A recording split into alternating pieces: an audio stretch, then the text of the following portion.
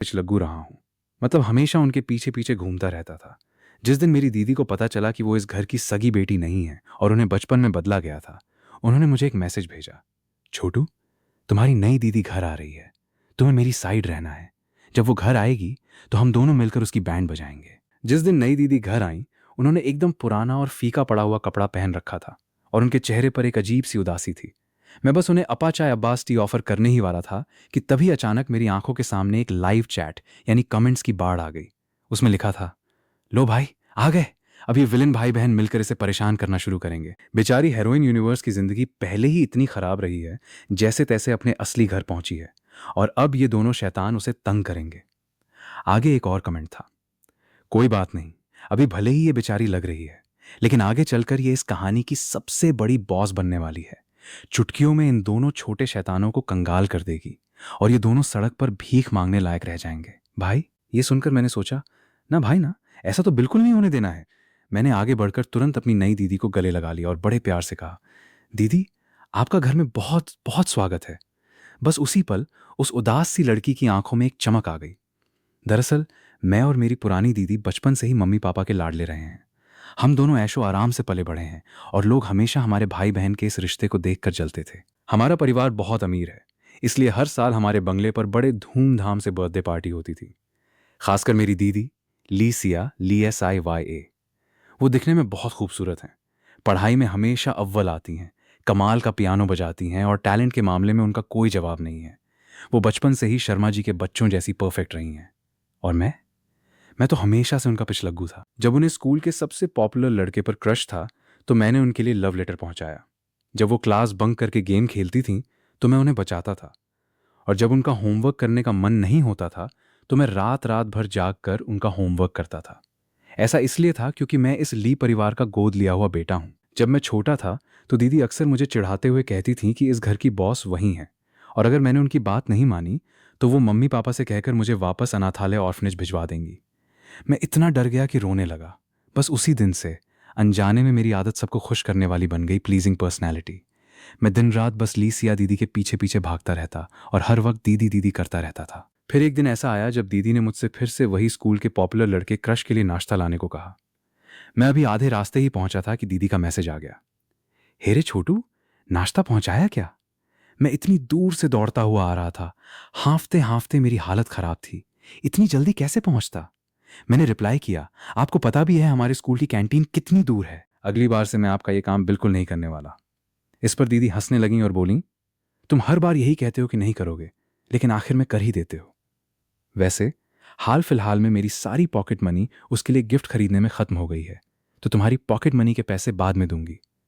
कल सुबह का नाश्ता भी प्लीज तुम ही लाकर दे देना।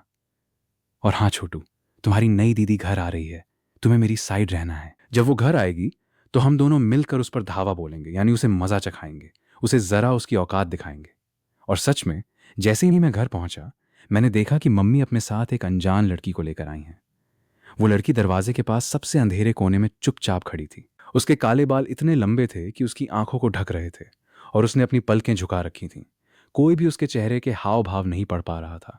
उसने एक पुरानी और फीकी पड़ चुकी स्कूल यूनिफॉर्म पहन रखी थी। चेहरा काफी कमजोर था और उसकी आंखों में इस उम्र के बच्चों जैसी मासूमियत नहीं, बल्कि एक अजीब सा सन्नाटा और उदासी थी। उसके हाथों पर काम करने की वजह से छाले और गट्टे पड़े हुए थे। लेकिन जैसे ही मैंने उसका चेहरा ठीक से देखा, मैं दंग रह गया। मेरी पुरानी दीदी लीसिया अपने साथ के बच्चों में सबसे सुंदर मानी जाती थी, लेकिन ये लड़की तो उससे भी कहीं ज्यादा खूबसूरत थी। उसका चेहरा बिल्कुल मम्मी से मिलता जुलता था, एकदम शार्प फीचर्स वाली गॉर्जियस ब्यूटी। ऐसा लगता था कि वो हम जैसे आम लोगों की दुनिया की है ही नहीं। सच में कोई इंसान एक ही समय पर इतना गरीब और इतना रॉयल कैसे दिख सकता है, ये मैंने उसे देखकर समझा। उसका नाम था अली यानरान ली यानरान, जो मम्मी की असली बेटी थी, जो बचपन में अस्पताल में बदल गई थी। इसका मतलब यह था कि ली सिया ने पूरे 17 साल तक उस ऐशो आराम की जिंदगी का मजा लिया जो असल में इस लड़की की थी। लेकिन इसके बावजूद कि असली बेटी घर लौट आई थी, मम्मी अब भी ली सिया का ही पक्ष ले रही थी। उन्होंने बड़े प्यार से ली सिया का हाथ थपथपाया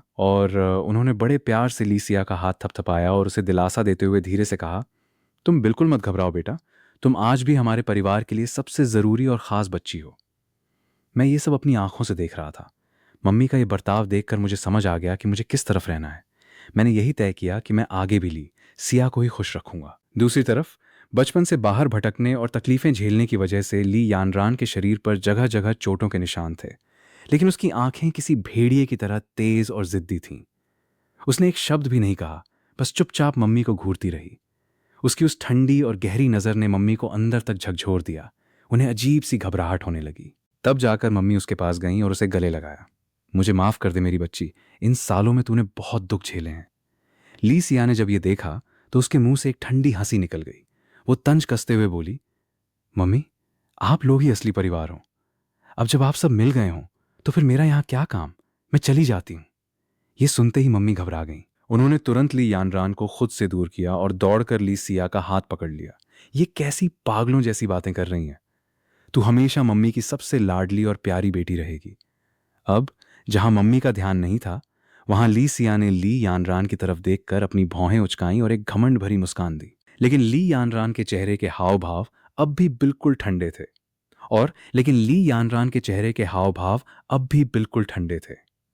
उसे देखकर ऐसा लग रहा था जैसे मम्मी उसे प्यार करें या ना करें, उसे इस बात से कोई फर्क ही नहीं पड़ता। लेकिन सिर्फ मैंने ही ध्यान दिया था कि उस बेरुखी के पीछे उसके चेहरे पर हल्की सी उदासी और अकेलापन भी था। तभी मम्मी ने उससे कहा, ली यानरान, तुम इसकी बातों का बुरा मत मानना। इस पूरे मामले में देखा जाए तो ये ली सिया भी एक शिकार ही है, इसकी भी कोई गलती नहीं है। तभी अचानक मेरी आंखों के सामने फिर से रीडर्स के कमेंट्स यानी लाइव चैट की बाढ़ आ गई। भाई, मैं तो हैरान हूं, जो लड़की इस पूरी सिचुएशन का सबसे ज्यादा मजा ले रही है, वो भला विक्टिम कैसे हो गई? ली सिया ने पूरे 17 साल तक ऐशो आराम की जिंदगी जी, जबकि ली यानरान उस घरेलू हिंसा करने वाले राक्षस के घर में रही, जहां उसे रोज मार खानी पड़ती थी और दिन रात काम करना पड़ता था। भाई, ऐसा विक्टिम तो मुझे भी बनना है। ली यानरान अब भी चुप थी। मम्मी को भी शायद अंदर ही अंदर अपनी गलती का एहसास हो रहा था, इसलिए उन्होंने मेरा हाथ पकड़ा और मुझे ली यानरान के सामने ले गई। चलो बेटा, अच्छे बच्चे की तरह इन्हें दीदी बोलो। तभी ली सिया ने चुपके से मेरी कमर पर जोर से चूटी काटी और मुझे आंख मारकर इशारा किया। अब रूल तो सिंपल था। मेरी दीदी जब भी किसी को टारगेट करती थी, मैं तुरंत उनका साथ देने पहुंच जाता था। मैंने भी अपनी भावनाएं बटोरी, ली यानरान की तरफ देखा, अपनी ठुड्डी थोड़ी ऊपर उठाई और बड़े ताने मारते हुए लहजे में कहा, अच्छा, तो तुम हो मेरी नई दीदी?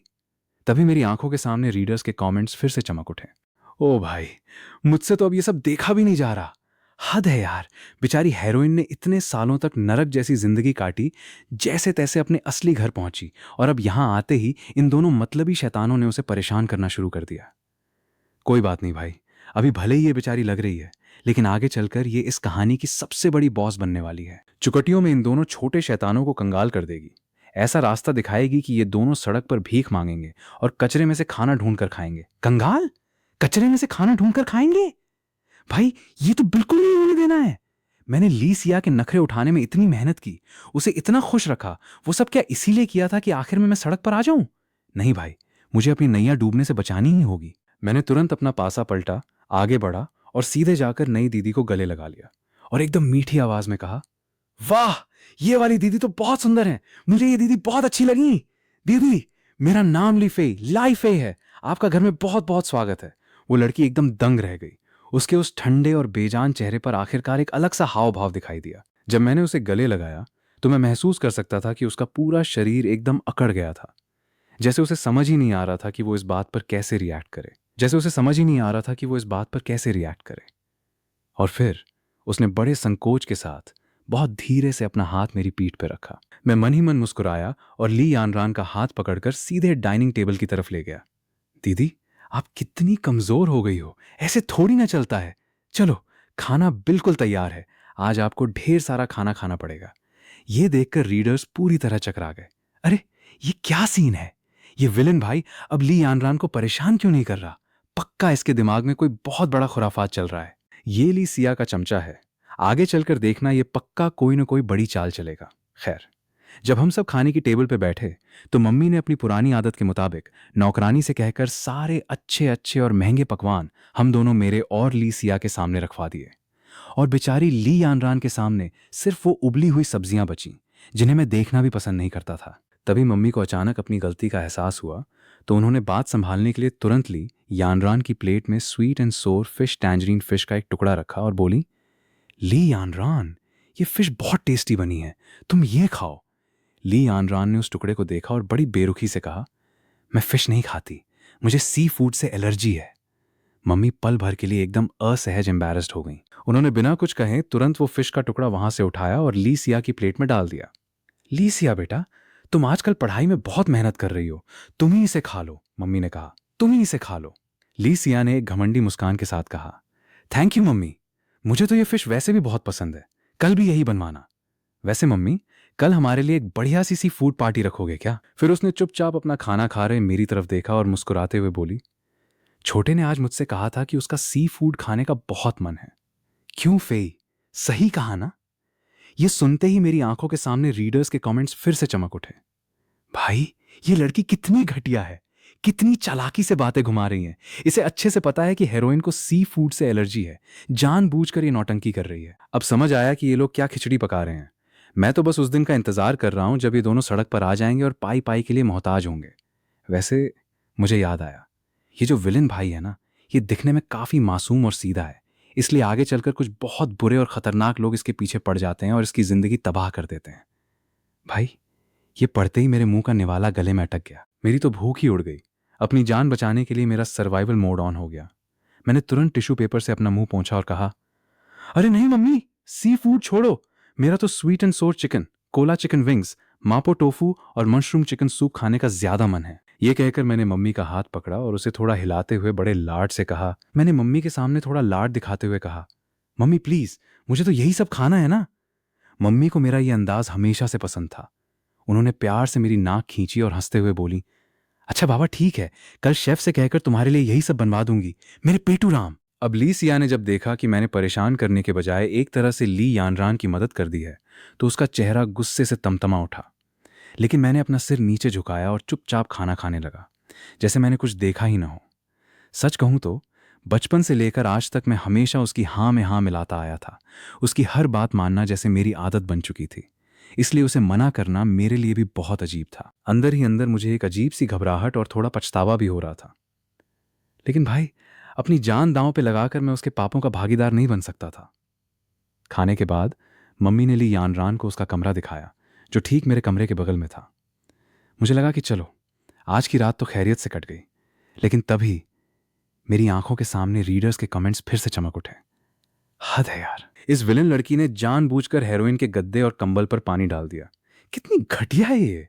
अभी अभी तो वसंत स्प्रिंग की शुरुआत हुई है, रात में इतनी ठंड होती है, ऐसे में कोई भला कैसे सोएगा। अरे कोई बात नहीं भाई, दिल छोटा मत करो। बस ये सोचो कि आगे चलकर इन दोनों दुष्ट भाई बहन के पास सिर छुपाने की भी जगह नहीं होगी। जब बारिश होगी तो ये फ्लाईओवर के नीचे भिखारियों से जगह के लिए लड़ रहे होंगे और वहां से भी इन्हें लात मारकर भगा दिया जाएगा।